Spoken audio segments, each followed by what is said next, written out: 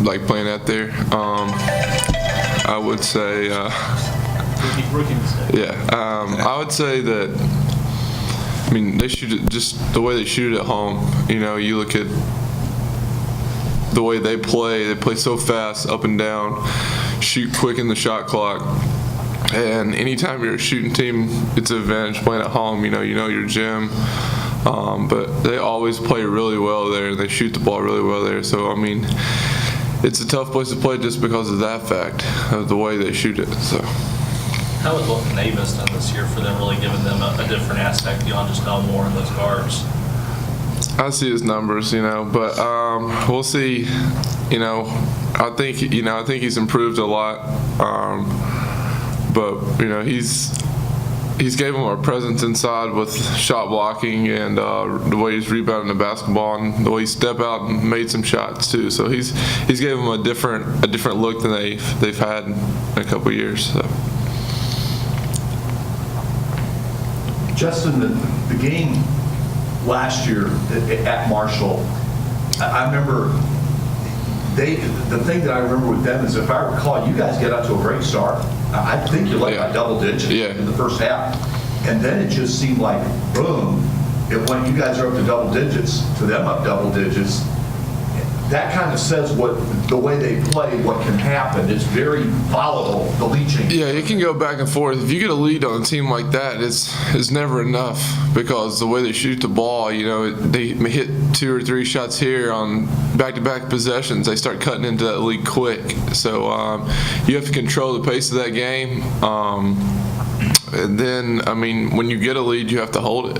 You have to take care of the ball offensively. You have to make the most of every possession, and you can't self-inflict the turnovers that lead to them getting easy baskets and easy open looks. So, like I said, you have to control the flow of the game. Jake, how important is it, like what Justin was saying, controlling the flow of the game, not trying to match Marshall shot for shot, but still running your offense and doing what you have to do? Yeah, we all need instead of just worrying about offense and getting our points, we all need to contribute, and we all need to sit down and guard on the other end, and that'll really just lead to our offense, and that'll get our energy going for playing on the road there, because I heard it's pretty tough there. Jake, you think you guys thrive in the underdog role better than maybe being favored? Yeah, I think we usually like that better, because we come out fired up. Everybody doesn't, or looks at us and looks down on us, but really we can come out and compete with anybody on the floor at any night. How nice has it been to have a full week to prepare for a team? With a limited number of guys, practice really doesn't change for us too much preparing wise, because you gotta look out, you gotta take care of bodies. But this just helps getting your legs back under you. At least back-to-back quick games, and then again, you get a lot more shots up, but you have to keep your cardio in and everything like that. So, but we'll start really today looking into Marshall stuff pretty hard today. So. Jake, has been a rough couple weeks for you there. Like Belmont collision to the ankle, I guess, against La Tech. Yeah, it's been a rough couple of weeks. My shot hasn't been falling as much, but I've been focused on playing harder defense and doing things I can do to help the team other than just scoring, because we got other scores. So I'll be back on track. Justin, doing something with Tyler. What does he add to the team in his role? How important is he, especially considering the numbers you guys have and some of the experience that he brings? Tyler will sit down and guard. You know what you're going to get out of him. He's going to come in. He's going to play hard. He's going to play hard defensively. He's going to compete for loose balls. He's going to put his body on the line for you, and that's what you want out of a teammate. So anytime he's on the floor, it's just another teammate out there. We don't look at him any different because of a walk-on status. To me, he's a scholarship player that comes out and he plays hard. He competes every day in practice, and when he's on the court, man, he's earned everybody's trust because of how hard he plays. So, Jake, what do you like about Tyler as a person?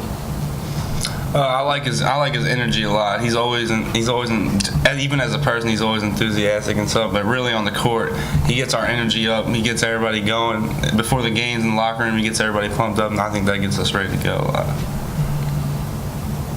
Jake, you guys have done a lot of good things so far through 15 games, and obviously starting off conference 2-0.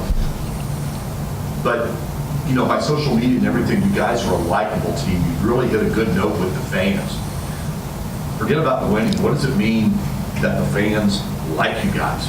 I like that the fans like us because it brings a big crowd to Diddle every game, and also as a team, everybody on the team gets along. Nobody has any like hate for each other. I just like how we're a group and it's like a brotherhood, and I think that helps a lot. Just let me ask you that. How often do people just stop you because you've been on campus for a while and just say, hey, I really like watching you guys play this year? I mean, it's so much, not just so much on campus, but all over the community. I mean, people tell you they appreciate you, not just because of what you've done on the court, but this team, just everybody, how hard they play.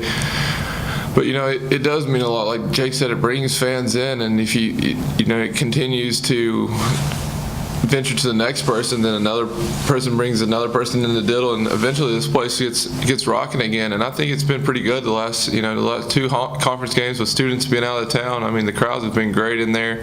The Med Center did a great job bringing people in, but this is a great. You can come and sit in that locker room, and we'll sit in the locker room for an hour after practice and just laugh. I mean, these guys are got some clowns on the team, but they're also a team when it's time to play. They're ready to play too. So,